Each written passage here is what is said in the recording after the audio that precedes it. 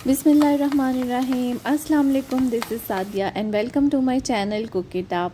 आज मैं बहुत ही खस्ता और मज़ेदार से आलू के समोसों की रेसिपी लेकर आई हूँ। लेकिन ये जो इतने खूबसूरत से दिखने वाले समोसे हैं, इनके पीछे क्या कहानी है वो भी मैं आपके साथ ज़रूर शेयर करूँगी। इनको बनाने में मैंने क्या गलती की और गलती करके उसको मैंने फ़िक्स कैसे किया। ब्लेंडर करने के बाद जो मैंने टेक्निक लगाई है ना, और उससे जो समोसे बनाए हैं, और किसी भी तरीके से आज तक मैंने जो समोसे बनाए हैं ऐसा खस्ता उससे रिज़ल्ट नहीं आया है जो इससे आया है। तो आप लोगों ने वीडियो ज़रूर देखनी है और देखना है कि ये टिप कितने काम की है। इसके अलावा हम बनाएंगे 3 किस्म की चटनियाँ, मीठी लाल चटनी, चनों वाली चटनी और दही की चटनी। और फिर इस सब को असेंबल करेंगे और समोसा प्लेटर जो है वो रेडी करेंगे। तो चलें स्टार्ट करते हैं। सबसे पहले यहाँ पे हम आलू की स्टफ़िंग तैयार कर लेंगे। 3 आलू मैंने उबाल लिया और उनको मैश कर लिया। उसके अलावा एक छोटी सी प्याज को बारीक चॉप किया है। और ये मेरे पास हरी चटनी है जो कि ग्रीन मिर्चें हैं और लहसुन का जवा है एक, उसका मैंने पेस्ट बना लिया। इसके अलावा सूखा धनिया और ज़ीरा है जिसको बिल्कुल मैंने मोटा मोटा कूट लिया है, पाउडर नहीं किया है, क्योंकि धनिया का दाना जो है वो स्टफ़िंग में बहुत अच्छा लगता है। इसके अलावा कुटी हुई लाल मिर्च पिसी हुई और हल्दी, नमक डालेंगे। सबसे पहले ऑयल आपने एक पैन में डाल के गरम कर लेना है। ऑयल बहुत ज़्यादा नहीं डालेंगे वरना जो स्टफ़िंग है हमारी बहुत ज़्यादा ऑयली हो जाएगी। 1 से 2 टेबलस्पून मैंने ऑयल लिया है और इसमें अब शामिल कर दी है प्याज। और प्याज को हम हल्का सा सोते कर लेंगे, बहुत ज़्यादा गोल्डन करने की ज़रूरत नहीं है, ब्राउन नहीं करना। और जैसे ही प्याज जो है वो सोते हो जाएगी तो उसके बाद जो हरी मिर्च का और एक जवा लहसुन दोनों को मिला के हमने पेस्ट रेडी किया था वो शामिल कर देंगे। हरी मिर्चें मैंने 4 से 5 ली हैं, आप अपने टेस्ट के अकॉर्डिंगली इसको एडजस्ट कर लें। अब हम इसमें शामिल कर देंगे कुटा हुआ धनिया और ज़ीरा और साथ साथ इसको चम्मच चला लेंगे। और इसके साथ ही हम शामिल कर देंगे नमक, कुटी हुई लाल मिर्च, पिसी हुई लाल मिर्च और हल्दी। मैंने सबकी क्वांटिटी जो है वो नमक 1 टीस्पून लिया है और बाकी मिर्चें जो हैं वो आधा आधा टीस्पून। अब हल्का सा छींटा मैं पानी का लगाऊंगी ताकि मसाला जो है वो नीचे से लगे नहीं। और बस साथ ही जो है इसमें हम शामिल कर देंगे पिसे हुए और जो कुचले हुए आलू हैं वो। आलू डाल के 3 से 4 दफ़ा चम्मच चलाएं ताकि मसाला जो है वो बहुत अच्छी तरह से हमारे आलूओं में रच बस जाए। और उसके बाद लास्ट में हम शामिल कर देंगे हरा धनिया, क्योंकि हरा धनिया जो है वो आलू की स्टफ़िंग में बहुत मज़ेदार सा फ्लेवर देता है। और बस ये हमारा आलू का मसाला बिल्कुल तैयार है। चलें जी, तो अब हम तैयारी कर लेते हैं समोसों की जो पट्टी है वो बनाने की। यहाँ पे मैंने 1 टेबलस्पून नमक और आधा टीस्पून अजवाइन ले लिया है। अगर अजवाइन की जगह आप ज़ीरा डालना चाहें तो वो भी डाल सकते हैं। 1 कप यहाँ पे कुकिंग ऑयल है जो मैंने इसमें शामिल किया है। आप कुकिंग ऑयल की जगह जो घी आता है वो भी शामिल कर सकते हैं। और इसके अलावा यहाँ पर 1.5 कप पानी मैं इस्तेमाल करूँगी। और इसके साथ हम बनाएंगे समोसों की जो डो है पट्टी वो। अब पानी डाल के मैं इसको मिक्स कर लूँगी ताकि जो भी नमक हमने शामिल किया है वो अच्छी तरह से मिक्स हो जाए। जी, तो ये तो हमारी हो गई लिक्विड की रेशो। इतना पानी दे के आपने घबराना नहीं है बिल्कुल भी। है अभी जो है इसमें मैं मैदा शामिल करूँगी। और मैदा इसमें कितना जाएगा, ये है 5 कप जो है मैदे के मैं इसमें शामिल करूँगी। एक एक करके मैं आपके सामने 5 कप शामिल करूँ ताकि कोई भी कंफ्यूजन ना रहे। और जो इसका डो बनना चाहिए वो सख्त होना चाहिए। लाइक अगर पिज़्ज़ा वगैरह का तो हम बहुत सॉफ्ट डो भूनते हैं, लेकिन समोसे का जो डो है वो सख्त होगा तो फिर आपका समोसा जो है वो क्रिस्पी बनेगा। ठीक है, एक एक करके यहाँ पे मैंने मैदा डाला और 4 कप मैदे जो है मैदे के मैंने शामिल कर दिए हैं। और अब मैं इस जो डो है इसको सरफेस पे रखूँगी और थोड़ा सा इसको गूंद लेंगे। इस पर मेहनत करेंगे और साथ साथ जो 1 कप मैदा बचा है यानी 5वां कप वो मैं इस पर लगाती जाऊँगी, डस्ट करती जाऊँगी और गूंदती जाऊँगी। यहाँ पर 6 से 7 मिनट मैंने डो को गूंद लिया है। और अब ये देखें बिल्कुल स्टिकी नहीं है और थोड़ी सी हार्ड है कि इसको गूंदना थोड़ा मुश्किल हो रहा है। अब हम तैयारी करते हैं चनों वाली चटनी के। ये मैंने 1 कप चने पीस के रख लिए हैं और 1 कप उबले हुए चने जो हैं वो साबुत हैं। इससे हम बनाएंगे चनों वाली चटनी जो समोसों के साथ सर्व की जाती है। ये उबले हुए चनों का जो पानी बचता है उसको मैंने सेव कर लिया है, यही हम इस्तेमाल करेंगे। मसाले इसमें शामिल करेंगे वो मैं अभी आपको आगे चल के डिटेल में क्वान्टिटी बता देती हूँ। सबसे पहले जो उबले हुए चने पीस लिए थे हमने, उसको एक देगची में शामिल कर देना है। कोई ऑयल, घी, तेल कुछ नहीं हम डालेंगे। और जो मसाले थे जिसमें नमक है, कुटी हुई लाल मिर्च, पिसी हुई लाल मिर्च, ज़ीरा है और इसके अलावा अगर आपको पसंद है तो आप अजवाइन भी शामिल कर सकते हैं और हल्दी। इन सब मसालों को हमने अपने उबले हुए चनों का जो पेस्ट है उसमें शामिल कर देना है। साथ ही साथ मैंने इसमें चाट मसाला भी डाल दिया ताकि थोड़ा चटपटा सा जो चटनी का एक जायका होता है वो हमारे चनों में आ जाए। बस थोड़ा सा इसको पकाएंगे और साथ ही जो उबले हुए चने हमने रखे हुए थे 1 कप वो शामिल कर देंगे और इसको कुक कर लेना है। बहुत सिंपल तरीके से ये चटनी बनती है, लेकिन समोसों के साथ जब ये चटपटी सी चटनी हम सर्व करते हैं तो समोसों में जान आ जाती है। और इसको हमने जो चनों का पानी थोड़ा सा बचा के रखा हुआ था वो शामिल कर देंगे और 5 से 10 मिनट के लिए पकने को छोड़ देंगे। और जी, तो ये फ़ाइनल जो चनों वाली चटनी है उसका लुक मैं आपको दिखा दूँ। बहुत मज़ेदार सी जो है वो बन गई है और 15 से 20 मिनट मुझे लगे इसको पकाने में, क्योंकि यहाँ पर जो चने मेरे पास थे उनका साइज़ थोड़ा सा नॉर्मल से बड़ा है, तो इस वजह से ऑब्वियसली टाइम भी ज़्यादा लगे, वरना 10 मिनट में बिल्कुल ये चनों की चटनी जो है वो तैयार हो जाती है। तो यहाँ पे अब तैयारी करते हैं नेक्स्ट स्टेप की। आप भी सोच रहे होंगे कि अभी तक तो सब सेट जा रहे हैं, आखिर ब्लेंडर हुआ कहाँ पे, पता भी नहीं चला। नहीं जी, ब्लेंडर अभी आने वाला है।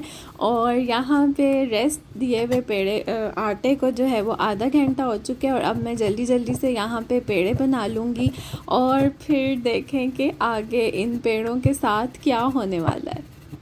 जितनी बारीक मैं बेल सकती हूँ मैंने पट्टी को बेल लिया है और फिर मैं सारे बेल के एक के ऊपर एक रखती जाऊँगी। मैंने सूखा आटा लगाया है हर रोटी को बेल के, बट समहाउ जब मैं सारे जो है पेड़े उनको बेल कर अच्छे तरीके से रख कर उसके बाद कटिंग करके जब मैं समोसे बनाने लगी तो फिर मुझे पता चला कि ये सारी पट्टियाँ तो आपस में बुरी तरह जुड़ चुकी हैं और मैं इनको बिल्कुल भी अलग नहीं कर पा रही। यहाँ इस पॉइंट पे मुझे बहुत गुस्सा आ रहा है कि मैंने इतनी मेहनत से पतला पतला बेला है और ये अलग होने का नाम ही नहीं ले रही। लेकिन चलें, खैर कोई बात नहीं, जब आप कोई ऐसा काम करते हैं तो इस तरह तो होता ही है। लेकिन फिर मुझे क्लिक हुआ कि इसको फ़िक्स करने का मेरे पास एक तरीका है। मैं गई अपने तवे की तरफ और उसको मैंने किया ऑन और इन सारी पट्टियों को मैंने सेक लगा लिया हल्की आंच पे और उसके बाद अलट पलट लिया। और उसके बाद मैंने देखा कि एक एक करके जब मैं पर्ट उठा रही हूँ तो ये बहुत आराम से अलहदा हो रही हैं और ये थोड़ी सी सिक भी गई हैं। और आगे जाके इन पट्टियों को सेकने का मुझे ये फ़ायदा हुआ कि जब मैं फिलिंग भर रही थी समोसों में तो बिल्कुल भी कहीं से फट नहीं रही थी, सुराख नहीं हो रहा था और समोसे ढीले नहीं हो रहे थे, क्योंकि आलू की स्टफिंग आपको पता है थोड़ी हैवी होती है। तो इसलिए मुझे लगा कि ये ट्रिक ज़्यादा जो है प्रैक्टिकल है। अगर आप भी सारी जो समोसे की पट्टियां हैं उनको बेल के इसी तरह सेक लगा के फिर अलहदा अलहदा करके रखेंगे तो उसका क्या फ़ायदा होगा कि समोसे को शेप देते वक्त आपको मेहनत नहीं करनी पड़ेगी। और दूसरा जो है, इस तरह से आप फ्रिज में ज़्यादा देर तक इसको स्टोर कर सकते हैं इन समोसों को। और फ्राई करते वक्त अभी आप देखेंगे कि फिर ये समोसे कितने क्रिस्पी बनते हैं। तो यहाँ पे इसी तरह एक एक करके मैं सारी अपनी पट्टियाँ मैंने बचा ली हैं। I was so happy. और अब इनको सबको मैंने अलहदा करके रख देना है और आइंदा मेरी तौबा कि मैं इनको जोड़ के रखूँ। और अब आगे चलते हैं और समोसे को शेप देते हैं। समोसे की जो गोल हमने रोटियां बेली थी, ओवल या गोल जो भी, उसके बाद उसको सेंटर से कट कर लिया और ये हमारे पास डी शेप आ गई। अब इसके अंदर हम अपनी स्टफिंग जो है वो भरेंगे। यहाँ पे मैं पानी लगा रही हूँ ताकि एजेस जो है वो अच्छी तरह से सील हो जाएं और जो ऑयल है वो फ्राई करते वक्त अंदर नहीं जाए, बल्कि समोसा हमारा ऑयल में अच्छी तरह से फ्राई हो जाए और जो भी स्टफिंग है वो बाहर भी ना निकले। तो पानी लगा के जब मैंने मैंने इसको दोनों साइड से उठाया है और इस तरह से बंद कर दिया है। और ये देखें कितनी खूबसूरत समोसे की शक्ल आ गई। लेकिन आप फील कर रहे होंगे कि मुझे इसके एजेस जो हैं वो बंद करने में मुश्किल हो रही है, क्योंकि अब ये पट्टी थोड़ी सी पक चुकी है, तो नेचुरली इसकी जो स्टिकिंग पावर है वो कम है।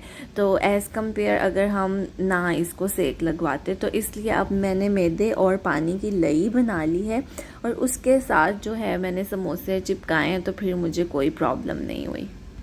इसी तरह पहले आप लगा लें लई जो बनाई है, उसके बाद स्टफिंग रखें, दोनों साइड से उठाया और इस तरह से बिल्कुल आपने बंद करते जाना। तो ये देखें बिल्कुल अच्छे से आपके जो समोसे हैं वो तैयार हो जाएंगे। चलें जी, यहाँ पे हमारे समोसे जो हैं वो बहुत मज़े से बनते चले जा रहे हैं और अब अगली बारी है इन समोसों को फ्राई करने के लिए। फ्राइंग की कुछ चीज़ें हैं जो बहुत इंपॉर्टेंट है कि डीप फ्राई करें समोसे या शैलो फ्राई करें, और टेम्परेचर कितना होना चाहिए, कितनी देर के लिए उनको फ्राई करना चाहिए। जी, तो यहाँ पे मैंने एक बर्तन में ऑयल डाल लिया है और अब समोसों को मैं फ्राई करने लगी हूँ। बिल्कुल मैंने ज़्यादा तेल नहीं लिया, क्योंकि एक साइड में चाहती हूँ कि समोसों की बहुत अच्छी से डूब जाए और फिर ऊपर से मैं ऑयल डालती चली जाऊँगी। डीप फ्राई से क्या होता है कि बहुत ज़्यादा ऑयल जो है वो समोसे अब्ज़ॉर्ब कर लेते हैं और ये मैं नहीं चाहती। और मीडियम हॉट ऑयल में हम डालेंगे, ऐसा ना हो कि ऑयल का टेम्परेचर अगर बहुत ज़्यादा हाई होगा तो फिर ऊपर तो कलर बहुत जल्दी अच्छा सा आ जाएगा, लेकिन अंदर से जो पट्टी है वो कच्ची रह जाएगी, तो फिर समोसे का मज़ा नहीं आएगा। तो अगर आपको बिल्कुल समोसे का मज़ा चाहिए तो फिर इसको आपने जल्दी नहीं करनी, बड़े सुकून से आपने इसको मीडियम हाई हीट पे जो है वो फ्राई करना है और इसके ऊपर आपने ऑयल डालते जाना है। तो बड़े अच्छे से जो बबल्स आते हैं ना, फूला फूला सा समोसा बनता है, वो इस तरह से जैसे पूरी फ्राई करते वक्त ऑयल डालते हैं आप, तो इसी तरह से आपने इन समोसों के ऊपर जो है वो ऑयल डालते जाना है। तो ये फूलते जाएंगे, ये देखें साइज़ इनका बड़ा हो जाएगा और फिर जो इसका क्रिस्प बनेगा ना, बहुत मज़ेदार। और इतना आपने इसको फ्राई करना है कि ये देखें कितना खूबसूरत सा इस पर गोल्डन ब्राउन, 8 से 10 मिनट आपके लगेंगे समोसे को फ्राई होने में। चलें जी, तो अब तैयारी कर लेते हैं इमली की चटनी, जो समोसों के साथ सर्व की जाती है। रेड कलर की मीठी चटनी 1 कप मैंने इसके लिए इमली जो है वो भिगो के रख ली थी और अब इसकी गुठलियाँ मैंने निकाल लेनी है और सिर्फ इसके पानी को जो है वो हम इस्तेमाल करेंगे चटनी बनाने के लिए। इमली के पानी में हम ज़ीरा डालेंगे, 1 छोटा चाय का चम्मच। नमक मैं नहीं डाल रही क्योंकि मेरी इमली ऑलरेडी सॉल्टेड है। और यहाँ पर 5 से 6 टेबलस्पून शुगर के शामिल कर देंगे और इसको लाल मिर्च आधा टीस्पून डाल दें और पकने के लिए छोड़ दें। यहाँ पर अब इस इमली को 10 से 15 मिनट के लिए आपने पकने के लिए छोड़ देना है। चीनी अच्छे से डिज़ोल्व हो जाए और थोड़ी सी इसमें जो है थिकनेस आ जाए इमली की चटनी में। अब इस स्टेज पे आके ऑप्शनल है बिल्कुल, लेकिन अगर बाज़ार वाला टच चाहिए तो फिर इसमें ऑरेंज रेड फूड कलर शामिल कर दें, वरना ऐसे भी टेस्ट से इसका कोई फ़र्क नहीं पड़ेगा। बस ये कि इसकी लुक जो है वो थोड़ी सी बिल्कुल बाज़ार जैसी आ जाएगी। तो अब इसको मज़ीद 5 से 6 मिनट के लिए मैं पका लूँगी।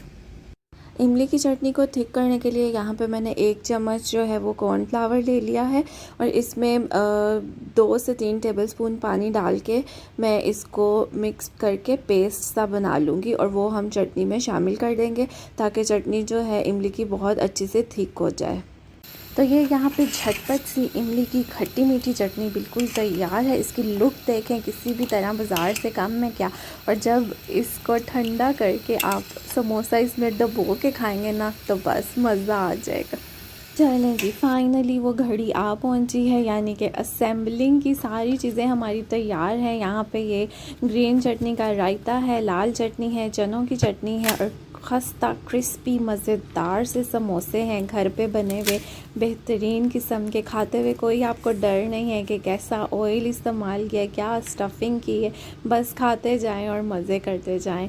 तो सबसे पहले डालेंगे समोसा, उस पर आप चटनियाँ डालें और इसको सर्व करें और मुंह में पानी ना आए किसी को। इसको देख कर ये तो हो ही नहीं सकता।